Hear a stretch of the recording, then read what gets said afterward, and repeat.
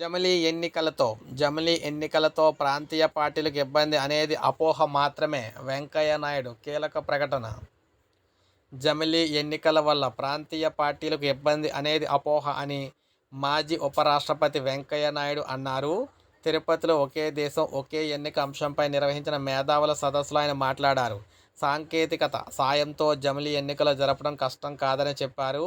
కొన్ని పార్టీలు దీన్ని వ్యతిరేకించడంలో రాజకీయ కోణం తప్ప మరేమీ లేదన్నారు.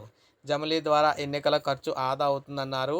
అధికారం పోతే కొన్ని పార్టీలు తట్టుకోలేకపోతున్నాయని, సమయవనం కోల్పోతున్నాయని ఎద్దేవా చేశారు. పార్టీ ఫిరాయింపులు ప్రజాస్వామ్యానికి చేటు అని చెప్పేసి అన్నారు. పార్టీ మారే నేతలు పదవికి రాజీనామా చేయాలని నిబంధన రావాలని వెంకయ్యనాయుడు అన్నారు. సో ఏది ఏమైనా ఈ ప్రాంతీయ పార్టీలు ముఖ్యంగా చూసుకుంటే ఈ దక్షిణ భారతదేశంలోని ప్రాంతీయ పార్టీలు అన్నీ కూడా సో ఒకే దేశం ఒకే ఎన్నికకు సంబంధించి వ్యతిరేకంగా అయితే ఉన్నాయని చెప్పుకోవచ్చు జమిలీ ఎన్నికలకు సంబంధించి. సో ఈ నేపథ్యంలో ప్రాంతీయ పార్టీలకు వచ్చి ముప్పే ఉంటుంది. అందరూ ఒకసారి పోటీ చేస్తారు.